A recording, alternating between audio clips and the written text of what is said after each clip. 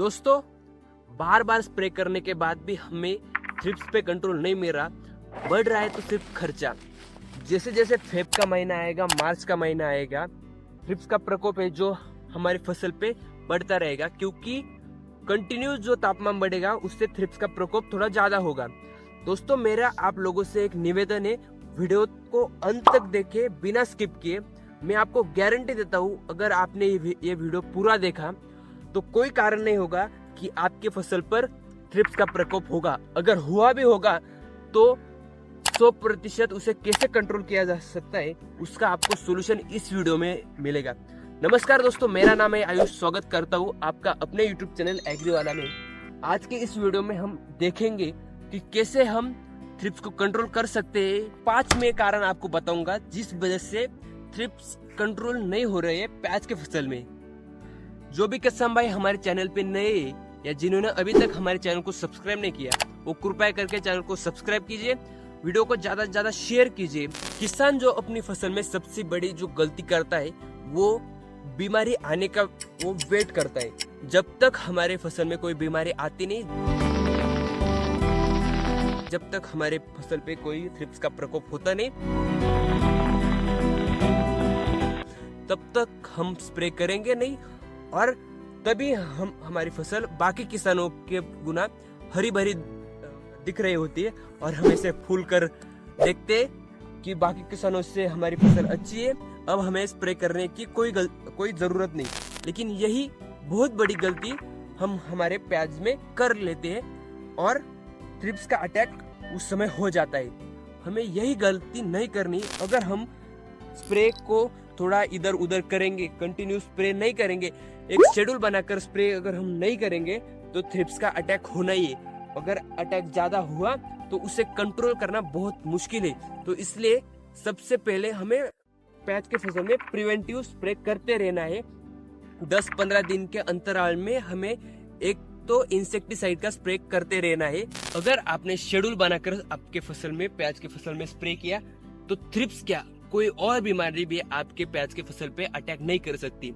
दूसरा जो कारण है उसकी वजह से थ्रिप्स कंट्रोल नहीं हो रहा, कि जो थ्रिप्स है वो हमारे प्याज के गोब में मोस्ट ऑफ अटैक करती है और वहां पर कॉलोनी बना लेती है। मतलब यहाँ पर जहाँ से नई पत्तियां शुरू होती है, यहाँ पर थ्रिप्स का अटैक होता है और उस वजह से वहां पर जो हम दवाई का छिड़काव करते हैं वो वहां तक पहुंच नहीं पाता। यहाँ से जो नई पत्तियां निकल रही है उसका क्लोरोफिल को वो चूसती रहती है और फसल की जो ग्रोथ है वो धीमी हो जाती है और फसल पीली पड़ जाती है।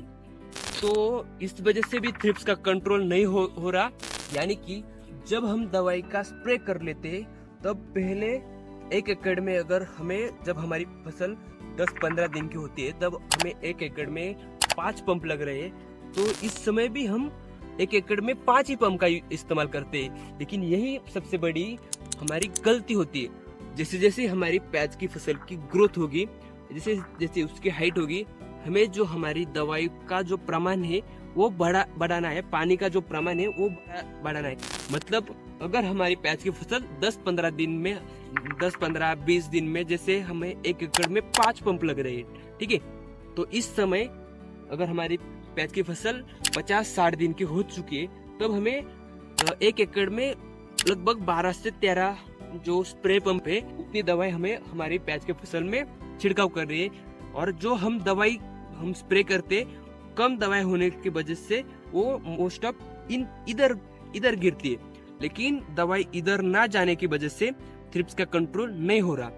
तीसरा जो कारण है उस वजह से हमारे थ्रिप्स का कंट्रोल हमारे प्याज की फसल पे नहीं मिल रहा, वो है नाइट्रोजन उर्वरक का ज्यादा इस्तेमाल करना। किसान क्या करता है, जो यूरिया है वो सस्ता मिलता है, इसकी वजह से उसका इस्तेमाल ज्यादा कर लेता है। हमारी फसल पीली दिखी और नाइट्रोजन का अभाव होगा और छिड़काव कर दिया नाइट्रोजन का, फसल की ग्रोथ धीमी दिखी तो किया छिड़काव नाइट्रोजन का या यूरिया का। यूरिया का इस्तेमाल आप आपके प्याज के फसल में मोस्ट ऑफ करे ही ना, अभी करना भी है तो आप कम मात्रा में उसका इस्तेमाल करें।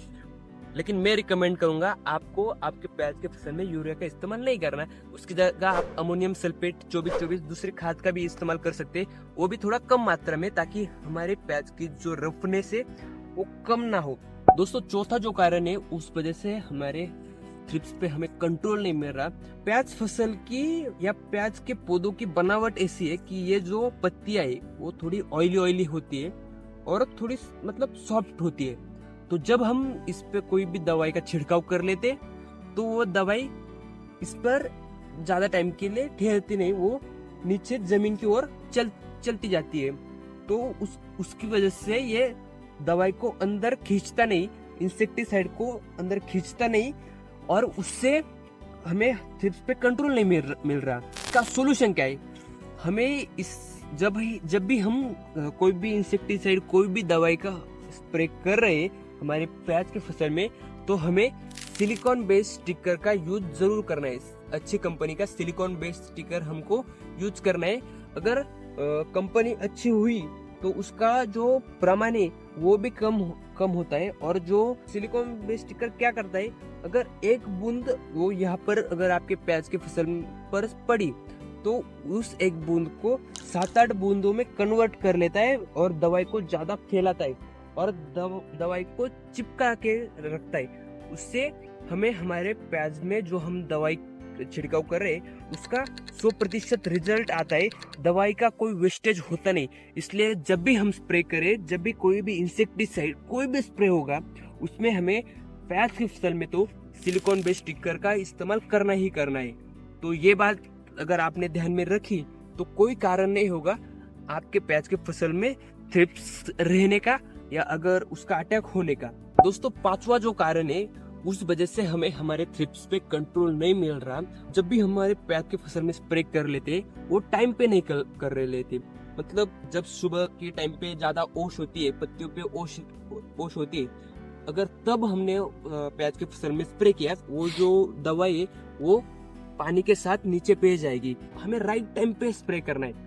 आपको स्प्रे करने से पहले आपको ये समझना है कि मतलब आपकी मिट्टी में अच्छा मॉइस्चर होगा, उस समय आपको स्प्रे करना है। और स्प्रे करते टाइम आपको ध्यान में रखना है, आपको जो स्प्रे है वो एक तो सुबह 8 से लेकर 10-11 बजे तक, नहीं तो एक शाम को 3 बजे के बाद आपको स्प्रे करना है। मोस्ट ऑफ 3:30 बजे के बाद ही आप स्प्रे कीजिए शाम को, क्योंकि जब हम स्प्रे करते हैं शाम के टाइम तब जो थ्रिप्स दूसरी फसल पे बैठते होते हैं शाम के टाइम, वो थ्रिप्स के गोब में आने का प्रयास करेंगे और उस टाइम अगर आपने स्प्रे किया तो आपको 100% रिजल्ट मिलेगा। तो दोस्तों ये 5 कारण थे। अगर आपको ये 5 कारण समझ आए और आपने थ्रिप्स कंट्रोल करने में इस 5 कारण का यूज किया तो कोई कारण नहीं होगा आपके प्याज के फसल पे थ्रिप्स का अटैक होगा।